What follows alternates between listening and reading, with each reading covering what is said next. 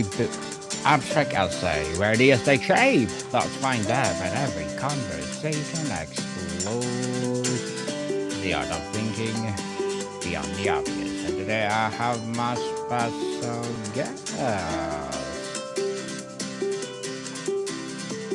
She is a trauma recovery expert.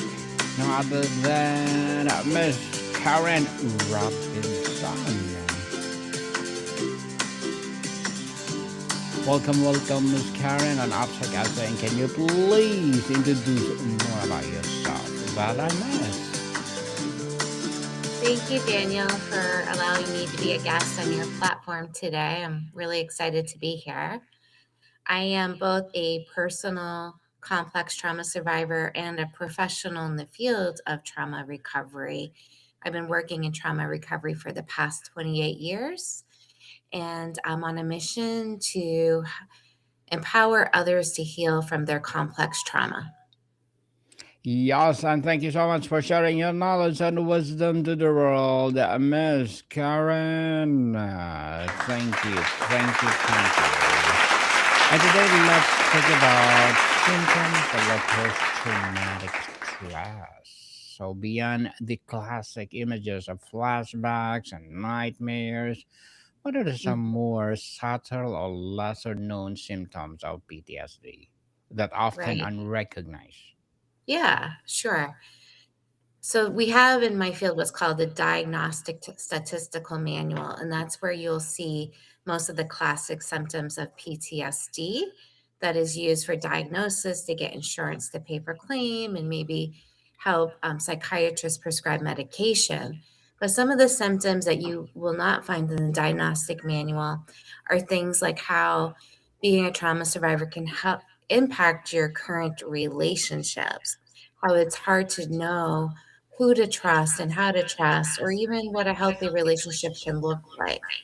So, most trauma survivors I work with have lots of issues in their interpersonal relationships. This current PTSD is often described as disorder of the fight, flight, or freeze response getting stuck into on position. How does the neurological reality manifest in everyday, seemingly safe situations? I don't understand your question, Daniel. Can you please rephrase? Yes, so PTSD is often described as flight or freeze response. How Yep. would you navigate that?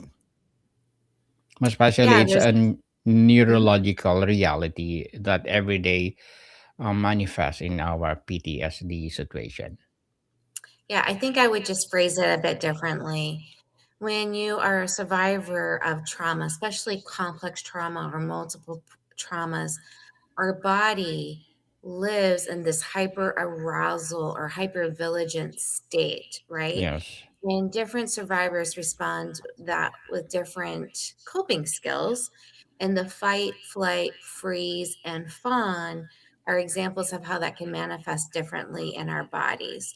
So, for example, some survivors, when they're triggered, when they're reminded of that trauma based on their current environment, maybe somebody said something a certain way, or there was a smell, or maybe they had a flashback, and for some people, they will freeze. They kind of get stuck and flooded emotionally. Other people get this impulse to kind of fight. So they get defensive and they're ready to strike out. Some of us want to flee. So we're in that flight mode where we just simply want to take off and avoid. Maybe we want to leave the room or the house, or maybe we want to jump on a plane. We just want to escape the situation. And then another response, which is well less known, is called fawn. And that is when the survivor is trying to navigate that relationship by people pleasing, by saying and doing anything for the partner or the other person to kind of leave them alone. So maybe they'll say, yes, dear, or serve that person in some way just to kind of get out of that sticky or icky situation that they're in. Miss Karen, how is the symptoms like hypervigilance or Yes, hypervigilance, emotional numbness, or irritability often get misdiagnosed or mistaken for other conditions like anxiety, Mhm.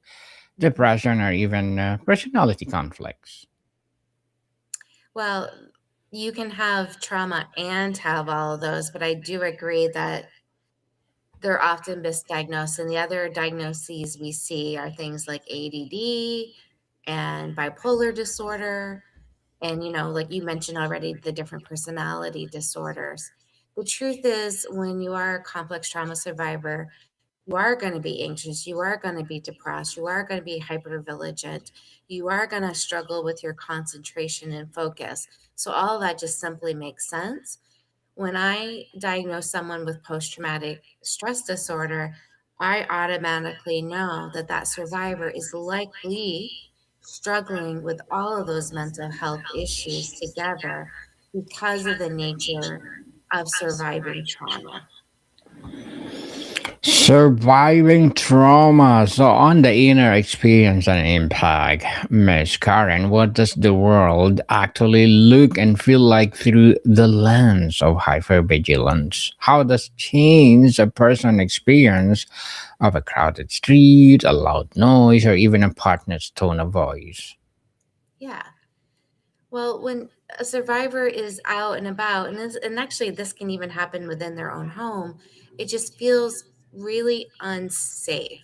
Like they're waiting for what we call the other shoe to drop. They're waiting for that crisis or the catastrophe.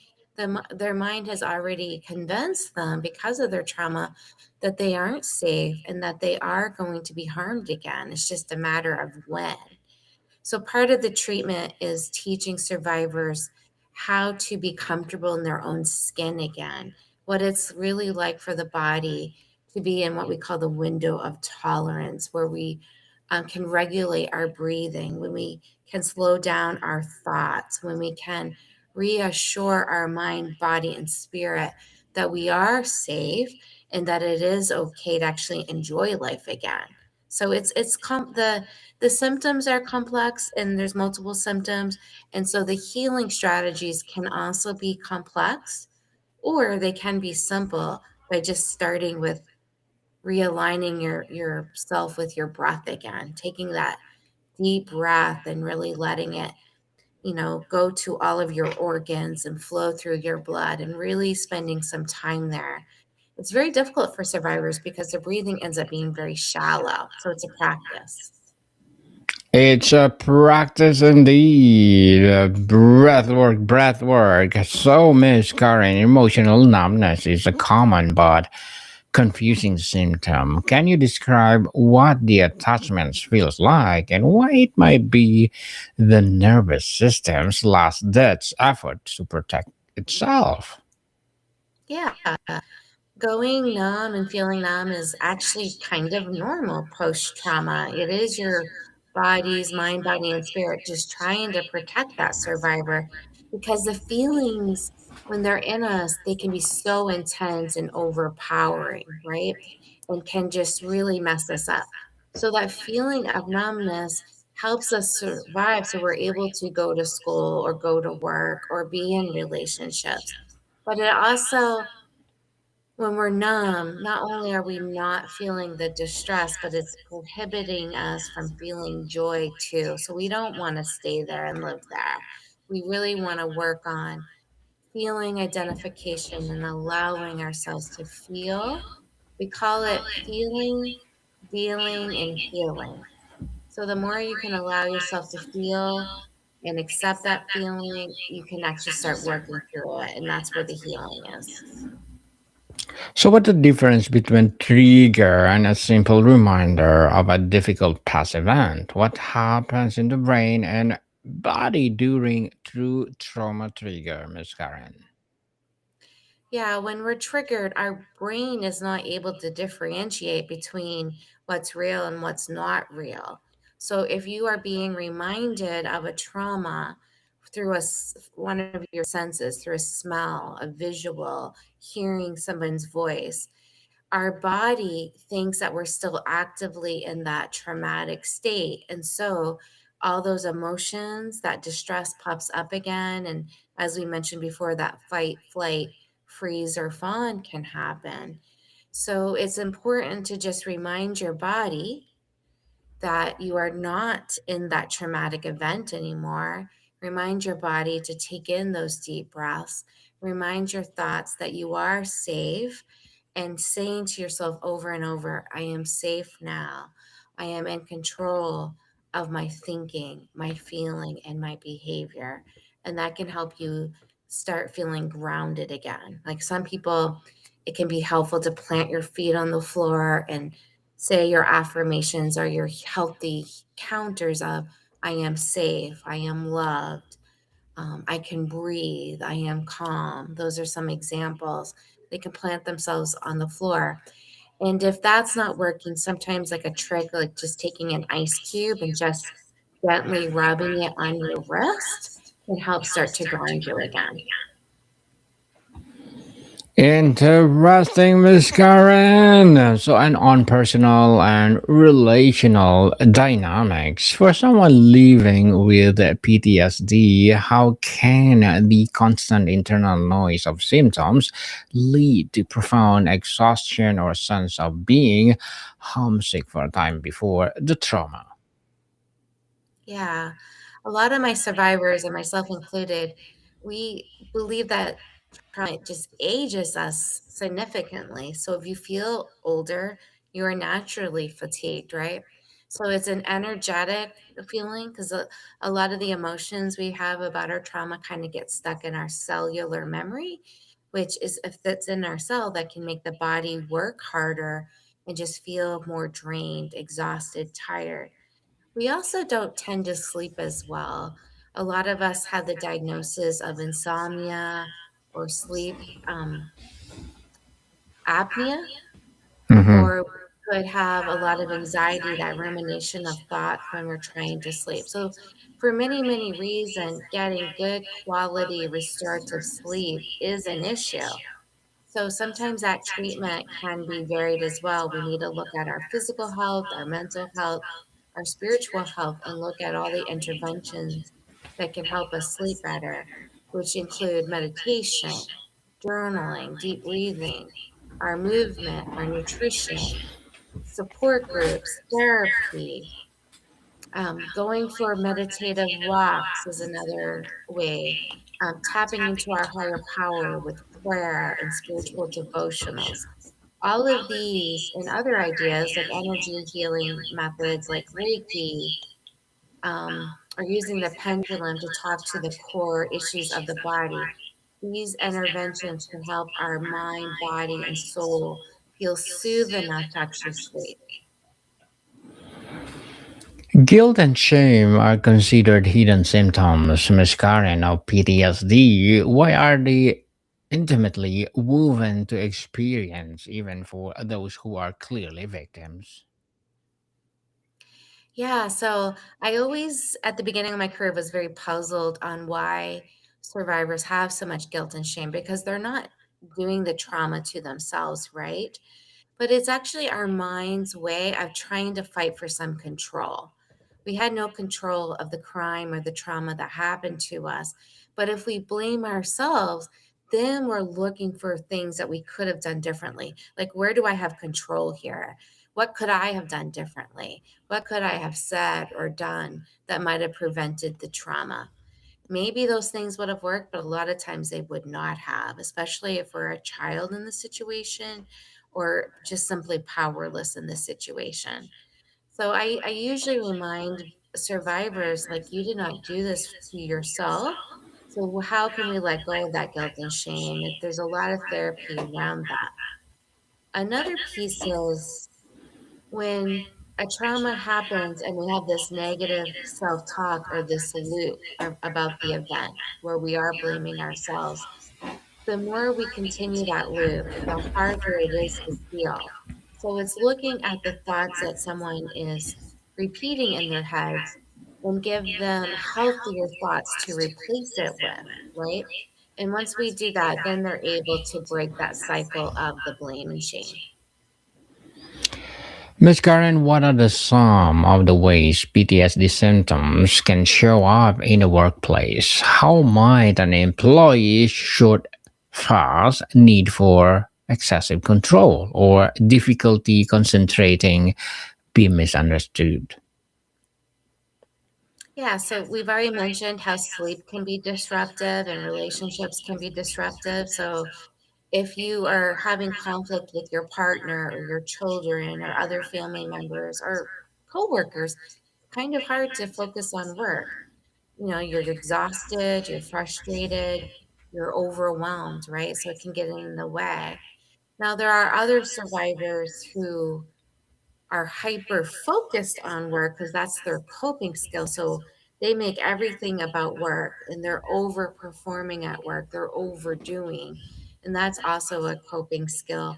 And for that particular survivor, they're excelling at work, you know, they're meeting their deadlines, they're, you know, getting excellent reviews because they're focusing on work only and maybe not focusing much on their family or their other issues.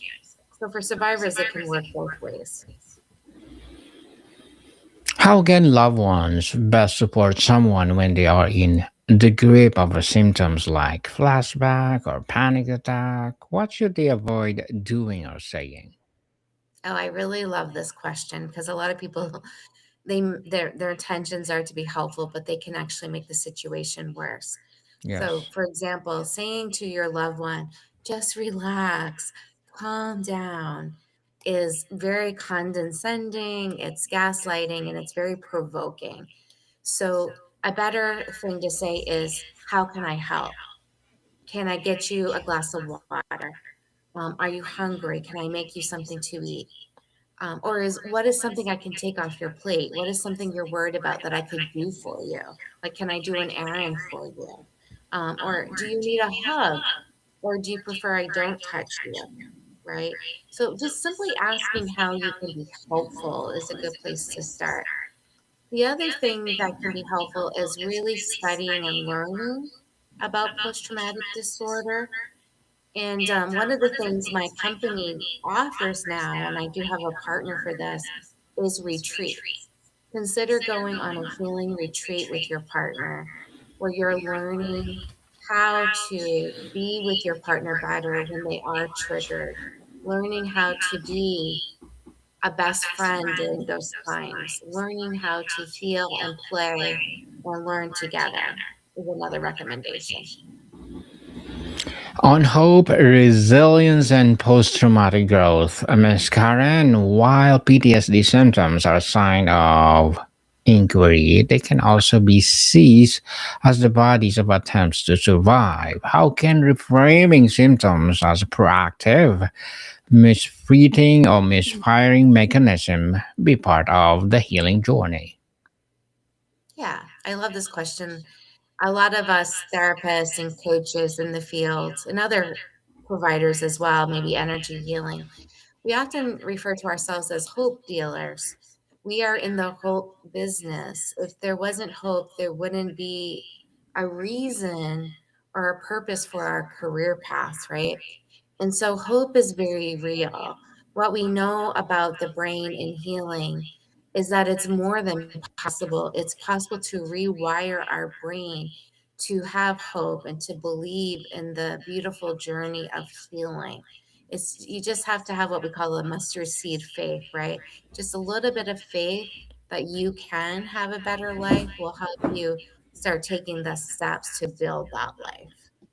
Yes, definitely. Empowering answer, Miss Karen.